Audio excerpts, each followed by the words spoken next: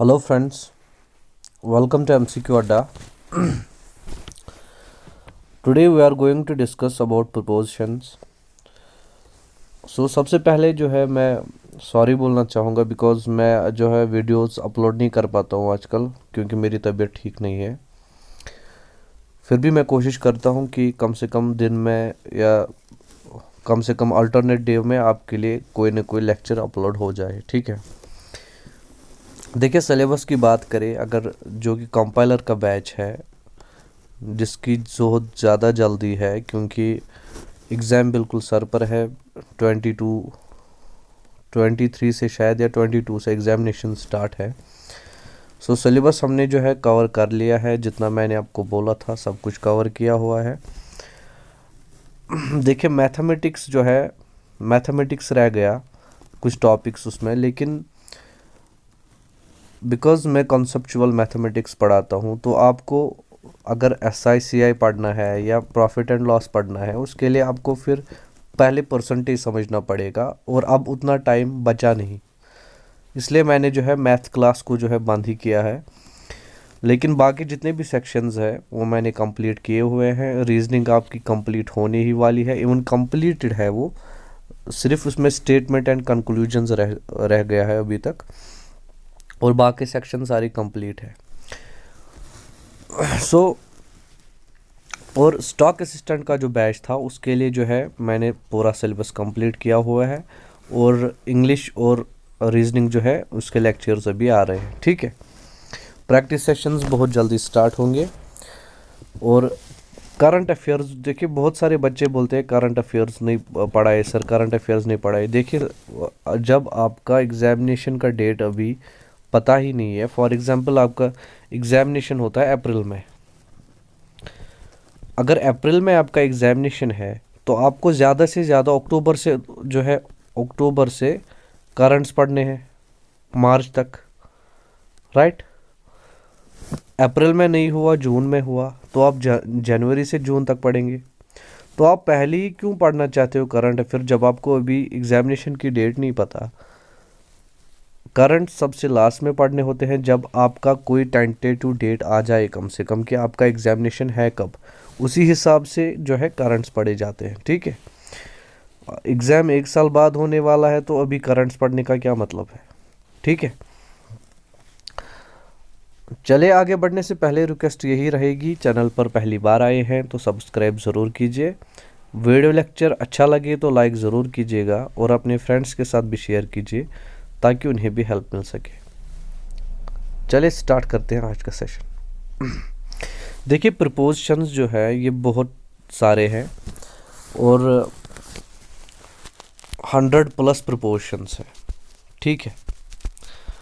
हम कोशिश करेंगे हम डिस्कस जो है सारे कर सके और लेकिन सबसे ज़्यादा पहले हम प्रायोरिटी उनको देंगे जिन पे कन्फ्यूजन जो है एग्जामिनेशन में क्रिएट होता है और जो पूछे जाते हैं मेनली 10 से 12, ठीक है। और ये इम्पॉर्टेंट है यही 12 बहुत ज़्यादा, तो पहले हम इनको ही डिस्कस करेंगे। इस लेक्चर में हम 5-6 को जो है डिस्कस करने की कोशिश करेंगे और जब हम इन प्रपोजिशंस को जो है जो भी इम्पॉर्टेंट है जब इनको कंप्लीट करेंगे, जब देखेंगे कौन कहाँ पे यूज़ होता है, उसके बाद हम जो है एक प्रैक्टिस सेशन लाएंगे तो सारे प्रपोजिशंस की प्रैक्टिस जो है आपको एक ही लेक्चर में करवा दूंगा मैं, ठीक है।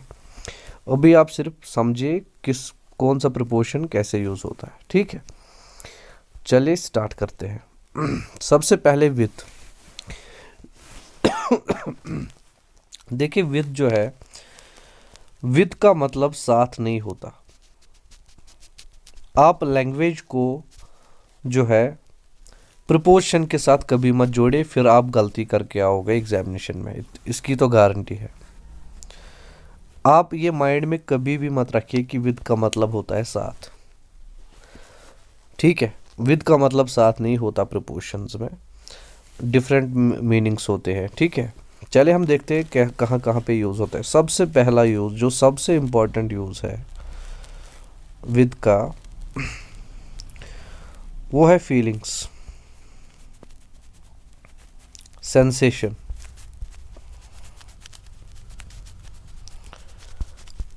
अगर आपको अपनी फीलिंग्स जाहिर करनी है, कोई सेंसेशन जाहिर करना है, तो आप विथ का यूज़ तो करते ही करते हो। छोटी सी एग्जांपल अगर मैं लिखूं, तो अगर आपने कोई लेटर लिखी होगी तो आप नीचे लिखते हैं उसके विद रिगार्ड्स, ठीक है। मतलब आप यहाँ पे अपनी फीलिंग, अपनी सेंसेशन जता रहे हो, राइट। दूसरा जो इसका यूज़ है विद का, इसमें कुछ एक्सेप्शंस भी है, मैं वो आपको कराऊंगा, लेकिन पहले आप यूजेस देखिए। दूसरा जो सबसे बड़ा यूज़ है उसका, वो है हम इसको टूल्स के साथ यूज़ करते हैं। टूल्स मतलब कोई भी टूल। अगर आप पेन के साथ काम कर रहे हैं, पेन एक टूल है।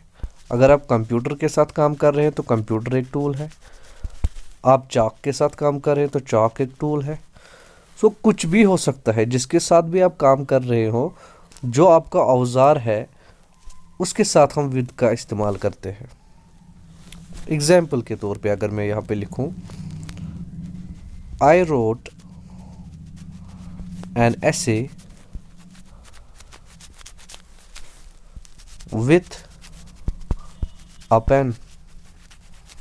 सो with मैंने यूज़ किया टूल को दिखाने के लिए कि मैंने इस्तेमाल किया किसका, पेन का, ठीक है। और छोटी सी एक एग्जांपल अगर मैं लूँ टूल्स के हिसाब से, फॉर कुछ भी ले सकते हैं आप, ठीक है। आई prepared the project with markers।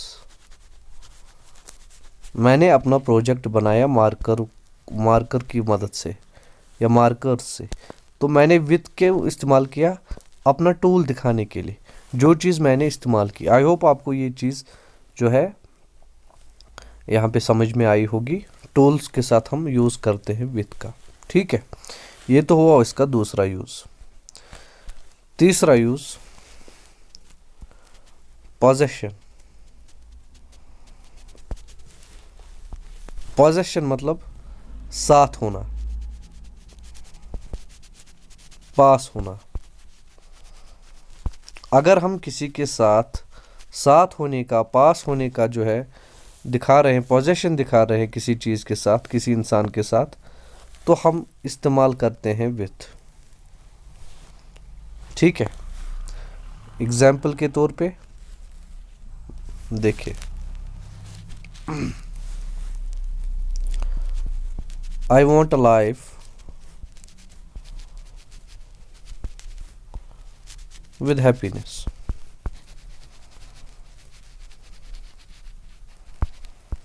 अब मैंने विद के इस्तेमाल किया, पास होना, साथ होना। मुझे एक लाइफ चाहिए विद हैप्पीनेस, हैप्पीनेस के साथ, राइट। अच्छा, I want a house with a garden. मुझे एक मकान चाहिए विथ ए गार्डन, एक गार्डन के साथ, ठीक। सो यहाँ पे जो है हम पोजेशन दिखाते हैं।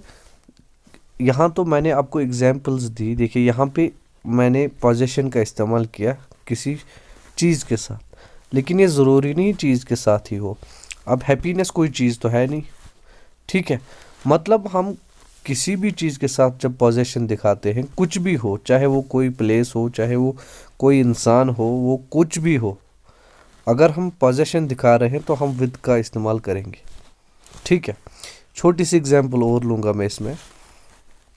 अगर आपके घर में वेडिंग कार्ड आया होगा तो आप देखोगे उसके नीचे लिखा होता, अगर वो कोई ख़ास है आपका, तो वहाँ पे विद फैमिली लिखा होता है।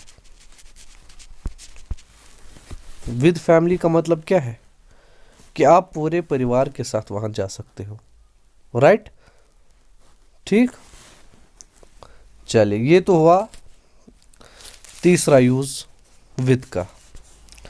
और एक यूज़ क्या है इसका, एग्री, सहमति जिसको मैं कह सकता हूँ। अगर आप किसी चीज़ के साथ सहमत हैं तो आप विद का यूज़ करेंगे। ठीक है, एग्जाम्पल, अगर मैं एग्जाम्पल हूँ यहाँ पे, I am agree with you.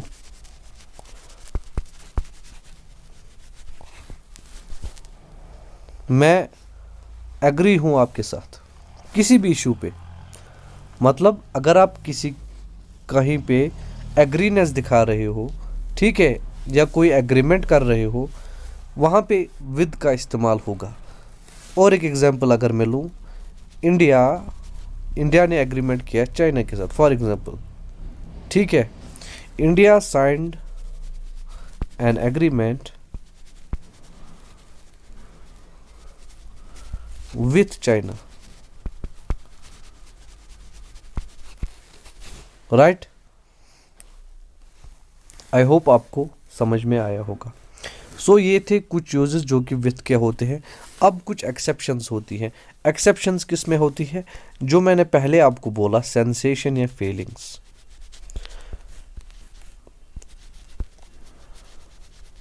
दो तीन एक्सेप्शंस होती हैं जिनका इस्तेमाल एग्जामिनर बहुत ज़्यादा करता है।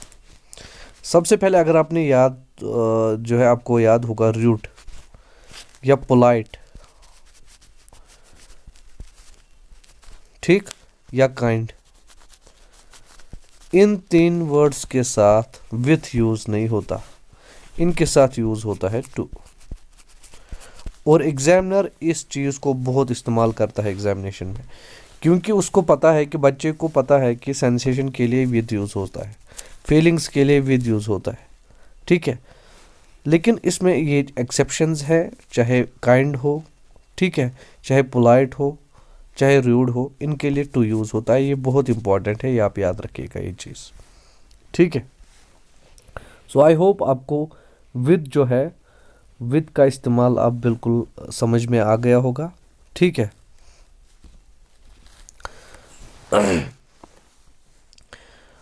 प्रैक्टिस जो है मैंने आपको बोला पहले ही सेशन में कि प्रैक्टिस जो है हम सारे प्रपोजिशंस की प्रैक्टिस करेंगे। 200-300 क्वेश्चंस, 400 क्वेश्चंस एक दो सेशंस में करेंगे, लेकिन पहले पूरे प्रपोजिशन समझने के बाद। ठीक है, चलिए नेक्स्ट देखते हैं। नेक्स्ट हमारा क्या है?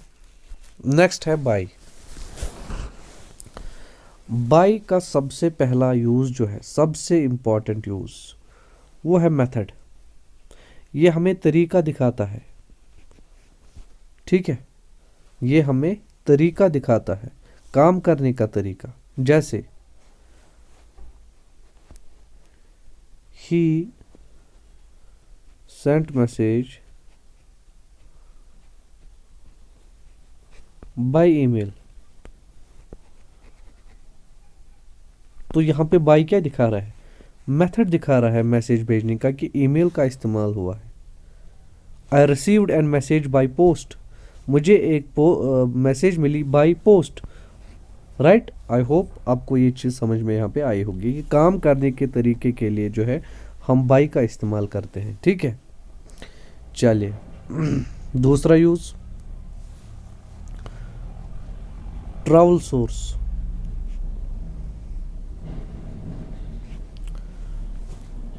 हम जब भी ट्रैवल करते हैं और उस ट्रैवल के सोर्स को दिखाने के लिए हम बाय का इस्तेमाल करते हैं। ठीक है, आई वेंट फ्रॉम, या फ्रॉम छोड़िए, I went to school by bus, तो मैंने बस को दिखाने के लिए बाय का इस्तेमाल किया। ठीक है, छोटी सी एग्जांपल है, हज़ारों एग्जांपल्स आप ले सकते हो ट्रैवल का सोर्स दिखाने के लिए, चाहे वो फ्लाइट हो, ट्रेन हो, बस हो, टांगा हो, कुछ भी हो। ठीक है, बाय का इस्तेमाल जो दूसरा आपने याद रखना है, सबसे इम्पोर्टेंट, ट्रैवल सोर्स को दिखाने के लिए। ठीक है, चलिए तीसरा, परफॉर्मर को जो है दिखाने के लिए बाय का इस्तेमाल होता है। द कॉन्सर्ट वॉज, एग्जाम्पल लेता हूँ मैं यहाँ पे, concert was performed by Arijit Singh. सो यहाँ पे परफॉर्मर कौन है? अरिजीत सिंह। सो बाय से दिखाया हमने, सिंपल है। अब कोई भी परफॉर्मर हो या परफॉर्मर छोड़िए, डूअर जिसको हम बोलते हैं, काम करने वाला, उसको दिखाते हैं हम बाय से, राइट। इससे पहले हमने देखा ट्रैवल सोर्स, उससे पहले भी हमने देखा कि काम करने का तरीका भी हम दिखाते हैं बाय से, और काम करने वाले को भी हम बाय से दिखाते हैं, ठीक है। चलिए, आई होप आप ये नोट करोगे, बहुत ही इम्पोर्टेंट है ये। इसके बाद नेक्स्ट जो है बाय का इस्तेमाल हम, ये एक ट्रिकी यूज है, नेक्स्ट या बिसाइड, मतलब पास ही। अगर मैं हिंदी में बोलूँ इसको, पास ही, अगर हमारे पास ही कोई चीज़ है हम उसको बाय से डिनोट करते हैं। एग्जाम्पल के तौर पे अगर मैं यहाँ पे लिखूँ, ही इज स्टैंडिंग बाय मी, वो मेरे पास ही खड़ा है। My school is situated by my home, ठीक। मेरा स्कूल मेरे घर के पास ही है, मतलब पास ही को दिखाने के लिए, कोई भी चीज़ आपके पास ही है तो उसको दिखाने के लिए हम बाय का इस्तेमाल करते हैं, ठीक है। चलिए next use, deadline.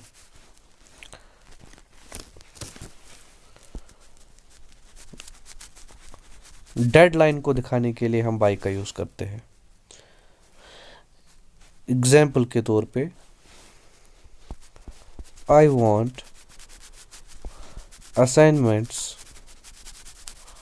From all students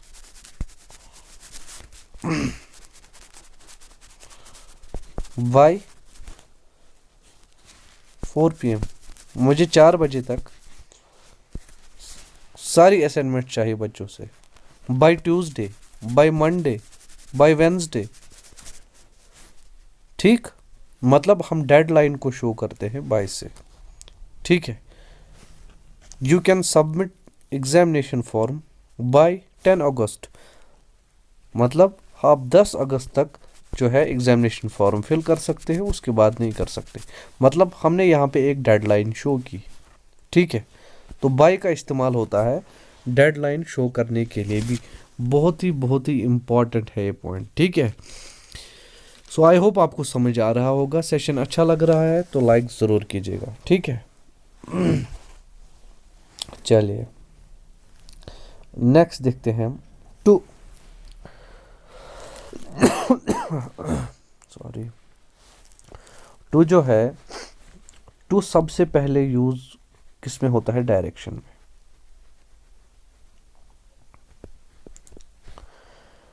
जब दूर हम जा रहे हैं किसी की ओर, टू डायरेक्शन दिखाने के लिए हम टू का इस्तेमाल करते हैं। ये प्लेस भी हो सकता है, ये कोई पर्सन भी हो सकता है, ठीक है। For example, I am going to hospital, चलिए मैं लिख लेता हूँ यहाँ पे, I am going to hospital, मतलब मैं जा रहा हूँ कहाँ? हॉस्पिटल। मैंने एक डायरेक्शन दिखाई, she is coming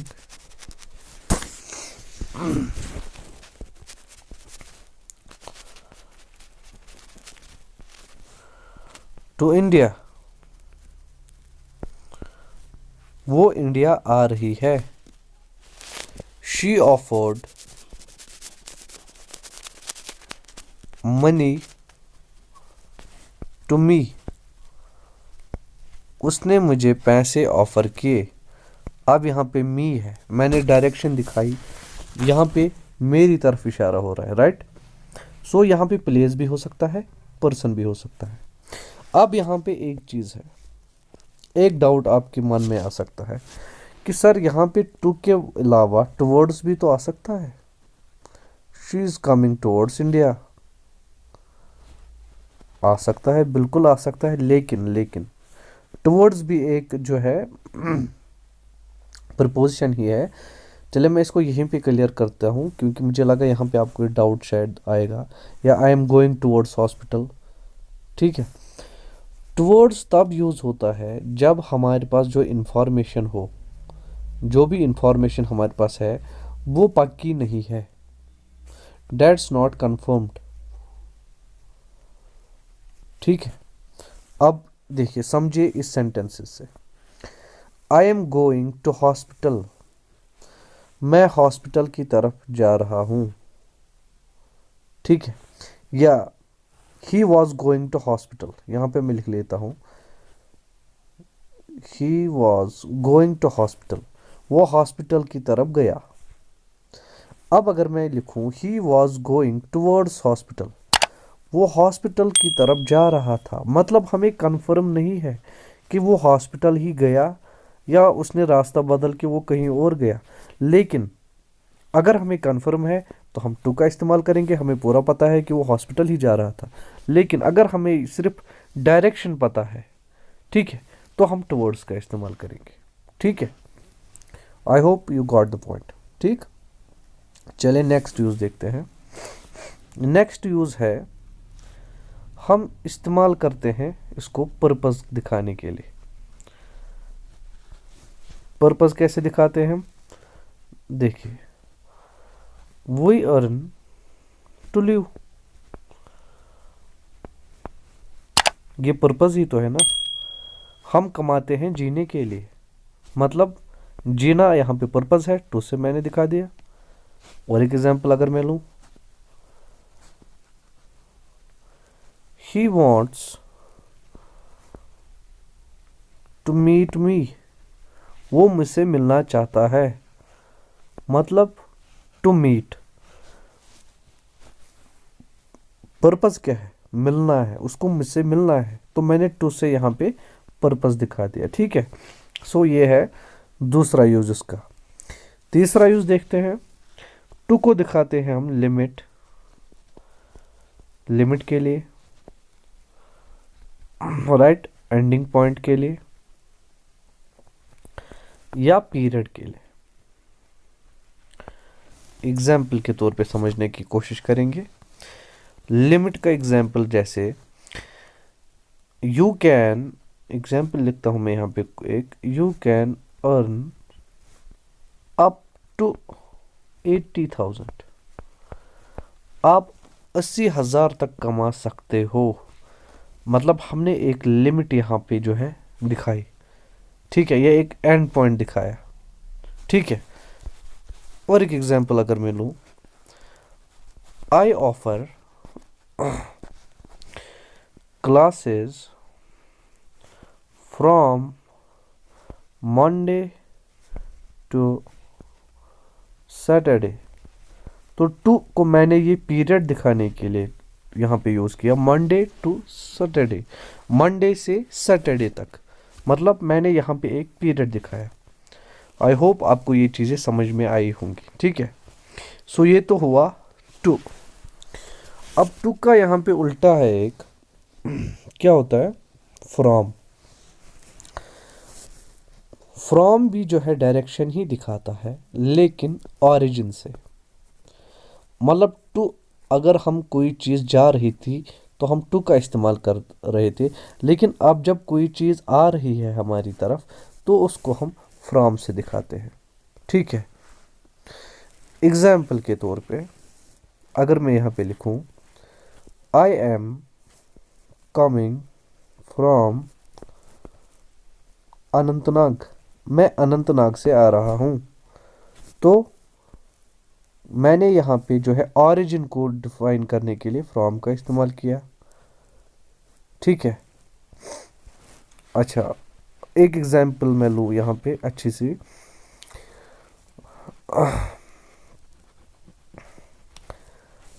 the train started from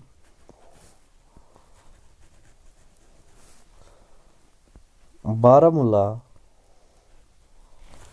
to Jammu.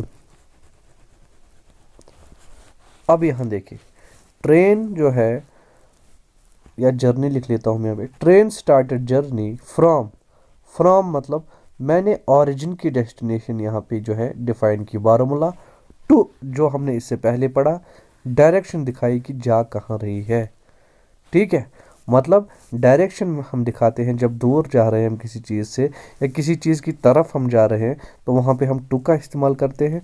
और जब हमें ओरिजिन दिखाना होता है कि स्टार्ट कहाँ से हुआ, ठीक है, या कहाँ से आ रहा है, तो वहाँ पे हम जो है फ्रॉम का इस्तेमाल करते हैं। ठीक है, आई होप आपको ये पॉइंट जो है समझ में आया होगा। ठीक है, और एक एग्जांपल अगर मैं इसकी लूँ, he is from my side,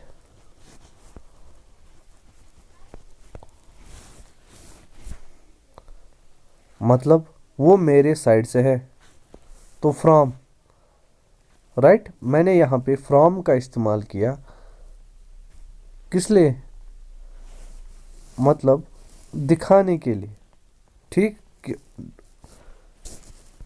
कि उसका जो है ओरिजिन है कहाँ से। ठीक है, मतलब ओरिजिन दिखाने के लिए। चलिए नेक्स्ट यूज देखते हैं फ्रॉम का। नेक्स्ट यूज है फ्रॉम का कॉज। कॉज मतलब कारण। ठीक, एग्जाम्पल अगर मैं लिखूं यहाँ पे, he died from heart attack, simple. और ये चीज़ सबसे ज़्यादा वहाँ पे जो है हार्ट अटैक कंफ्यूज करती है। कॉज के लिए आप हमेशा फ्रॉम यूज़ करेंगे, हमेशा। अगर कहीं भी आपको कॉज दिखाई दे रहा है, हार्ट अटैक हो, कुछ भी हो, ठीक है, मतलब कॉज है तो कॉज के लिए फ्रॉम आएगा। ये चीज़ आप हमेशा याद रखिएगा। ठीक है, सो ये तो था फ्रॉम।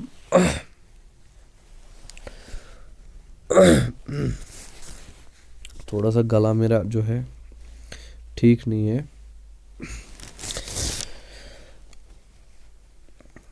चलिए इस लेक्चर में जो है इतना ही रखते हैं, और अगले लेक्चर में हम जो है इसको कंटिन्यू करेंगे। अभी बहुत सारे हैं इसमें। आपको करना क्या है, मैंने आपको बुक सजेस्ट की थी अगर आपको याद होगा, वुरन एंड मार्टिन।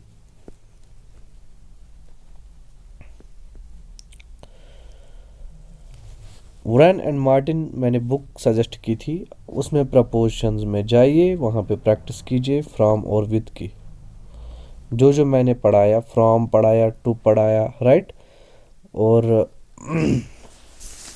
भी दो पढ़ाए मैंने, विद पढ़ाया, ठीक है, बाय पढ़ाया। सो इन 4 प्रपोजिशंस की प्रैक्टिस कीजिए, और अगर कहीं पे डाउट आता है तो आप नीचे जो है कमेंट कर सकते हैं, या आप टेलीग्राम ग्रुप में भी जो है क्वेश्चन पूछ सकते हैं, टेलीग्राम डाउट्स ग्रुप में। ठीक है, उसकी लिंक आपको हमारे टेलीग्राम जो मेन ग्रुप है वहाँ पे मिल जाएगी। ठीक है, चलिए, थैंक यू वेरी मच।